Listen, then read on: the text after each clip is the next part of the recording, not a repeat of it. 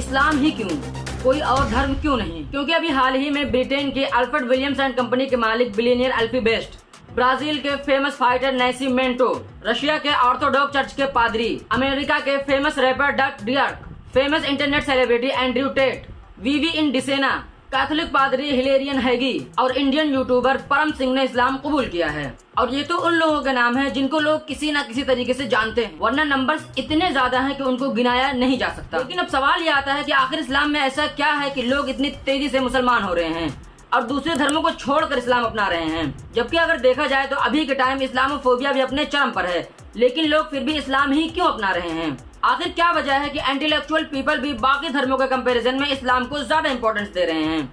साथ ही इस वीडियो में हम ये भी जानने की कोशिश करेंगे कि आखिर इस्लाम दुनिया का सबसे फास्टेस्ट ग्रोइंग मजहब क्यों है और क्या इस्लामोफोबिया की वजह से और भी ज्यादा लोग इस्लाम धर्म अपना रहे हैं?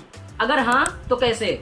अगर आप चैनल पर पहली बार विजिट कर रहे हैं तो प्लीज वीडियो को लाइक, चैनल को सब्सक्राइब जरूर करें। ये आपके लिए तो फ्री है, लेकिन इससे हमारी बहुत हेल्प होती है। तो देखें, अभी के टाइम दुनिया की पॉपुलेशन 8 बिलियन से भी ज्यादा हो चुकी है, जिनमें 31.11% क्रिश्चियंस हैं, 24.9% मुस्लिम्स हैं, 15.58% एथियस्ट नो रिलीजियस सेकुलर हैं, 15.16% हिंदूज हैं और 13.25% में बाकी के सभी रिलीजन आते हैं। वहीं दुनिया में पहली सबसे ज्यादा मुस्लिम पॉपुलेशन वाली कंट्री है इंडोनेशिया, दूसरी है पाकिस्तान, तीसरी है India.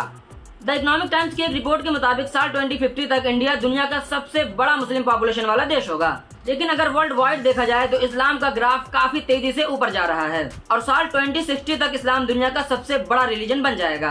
Japan, Europe, France, America और इंडिया जैसे कई देशों में इस्लाम सबसे ज्यादा तेजी से फैलने वाला रिलीजन बन गया है। तो अब सवाल ये उठता है कि आखिर इस्लाम इतनी तेजी से आगे क्यों बढ़ रहा है, उसका रीजन क्या है? इनमें से सबसे पहला रीजन जो हमेशा से बताया जाता रहा है कि मुसलमानों में फर्टिलिटी रेट बहुत ज्यादा होता है, यानी कि दूसरे धर्मों के मुकाबले में मुसलमान ज्यादा बच्चे पैदा करते हैं और यही वजह है कि मुसलमानों की तादाद दिन ब दिन इतनी तेजी से बढ़ रही है। जबकि सच्चाई ये है कि हेल्थ मिनिस्ट्री के एक सर्वे के मुताबिक मुसलमानों में फर्टिलिटी रेट कम हुआ है, लिहाजा ये कहना सही नहीं होगा कि मुसलमान ज्यादा बच्चे पैदा करते हैं, इस वजह से मुसलमानों की तादाद बढ़ रही है।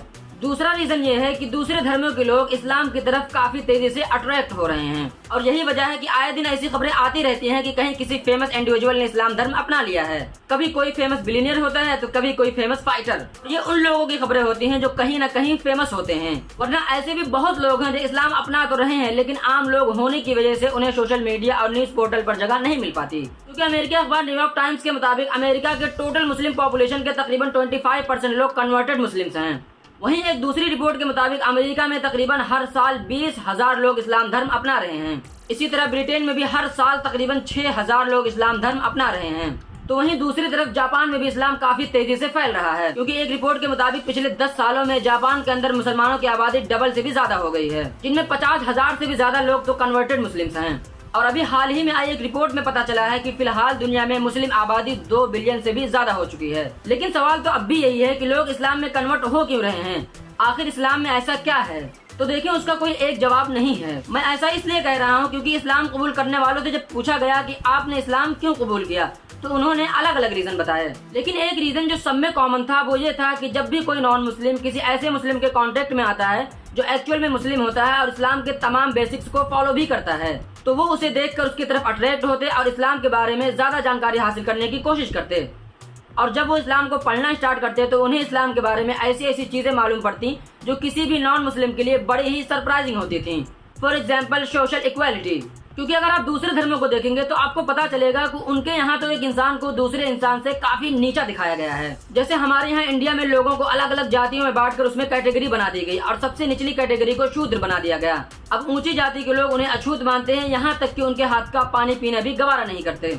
इसी तरह और धर्मों में स्किन कलर को लेकर लोगों को डिस्क्रिमिनेट किया गया। यहाँ काले लोग गोरों से नफरत करते हैं और गोरे कालों से नफरत करते हैं। अब ऐसे में जब कोई नॉन मुस्लिम जिसे सोशल जस्टिस नहीं दिया जाता, जब उसने इस्लाम को पढ़ा और पाया कि इस्लाम में भेदभाव का कोई कॉन्सेप्ट ही नहीं है, क्योंकि जब उसे पता चलता है कि प्रॉफिट ऑफ इस्लाम ने बिलाल नामी एक काले गुलाम को न सिर्फ आजादी दिलाई बल्कि आजादी के साथ साथ मुसलमानों का पहला मुअज्जिन भी बना दिया, तो वो इससे अट्रैक्ट हुए बिना नहीं रह पाते। इसके अलावा जब किसी नॉन मुस्लिम को प्रॉफिट ऑफ इस्लाम की उस हदीस के बारे में पता चलता है जिसमें वो कहते हैं कि पैदाइशी तौर पर एक अरेबियन किसी नॉन अरेबियन से सुपीरियर नहीं है और न ही कोई नॉन अरेबियन किसी अरेबियन से सुपीरियर है, इसी तरह न कोई काला किसी गोरे से सुपीरियर है और न कोई गोरा किसी काले से। अब ये जानने के बाद कि इस्लाम में कोई ऊंच नीच नहीं है, सिर्फ इस एक पॉइंट की वजह से न जाने कितने लोगों ने इस्लाम कबूल किया। और सेकंड रीजन है फॉरगिवनेस। इस्लाम में माफ कर देने वाला जो कॉन्सेप्ट है, जब लोगों ने उसे जाना तो वो भी लोगों को खूब पसंद आया और इससे भी अट्रैक्ट होकर न जाने कितने लोगों ने इस्लाम कबूल कर लिया। मिसाल के तौर पर मान लीजिए कि अगर किसी इंसान को पूरी कम्युनिटी बुरा भला कहे, उसका सोशल बॉयकॉट करे, यहाँ तक कि उसे जान से मारने की भी कोशिश करे, तो उसका नतीजा क्या निकलेगा? यही ना कि जब भी वो शख्स इस काबिल हो जाएगा कि वो उन लोगों से अपना बदला ले सके तो वो जरूर लेगा, खासकर उन लोगों से जो खुलकर उसका विरोध करते थे और उसको कत्ल करने वाले को इनामात देने की बात करते थे, क्योंकि आमतौर पर इसी तरह का रिएक्शन देखने को मिलता है।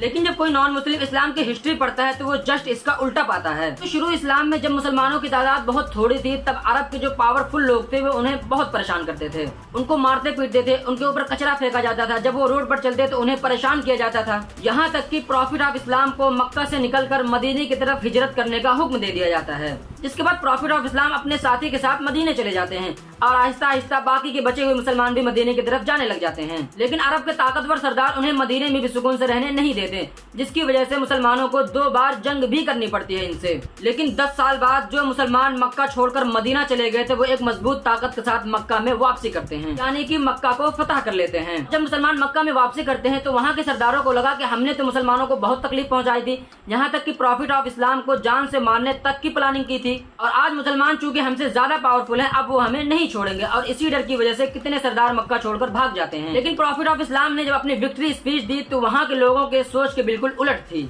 उन्होंने भरे मजमे में आम माफी का ऐलान कर दिया और कहा कि जिन्होंने मुसलमानों को तकलीफ पहुंचाई थी और मक्का छोड़कर मदीना जाने पर मजबूर किया था, उन सबको माफ किया जाता है। और इस एक जुमले का ऑडियंस पर ऐसा असर हुआ, जो कभी इस्लाम को मिटाने पर तुले हुए थे उन सब ने इस्लाम कबूल कर लिया। और आज भी उसका असर इतना ज्यादा है कि जब भी कोई नॉन मुस्लिम इस्लाम के इस चैप्टर को पढ़ता है वो इस्लाम से अट्रैक्ट हुए बिना नहीं रह पाता। इसके अलावा जस्टिस, टॉलरेंस, पीस, पेशेंस और डे ऑफ जजमेंट जैसे और भी बहुत सारे रीजन हैं जिसकी वजह से लोग इस्लाम को बाकी रिलीजन के कंपैरिजन में ज्यादा प्रेफर करते हैं। साथ ही मुझे ऐसा लगता है कि आजकल जो बड़े बड़े सेलिब्रिटी इस्लाम एक्सेप्ट कर रहे हैं उसमें इस्लामोफोबिक एडवर्टाइजमेंट भी इस्लाम की खूब मदद करती है, क्योंकि जब लोग एंटी इस्लामिक क्लेम करते हैं तो उसका इम्पैक्ट पॉजिटिव और नेगेटिव दोनों पड़ता है।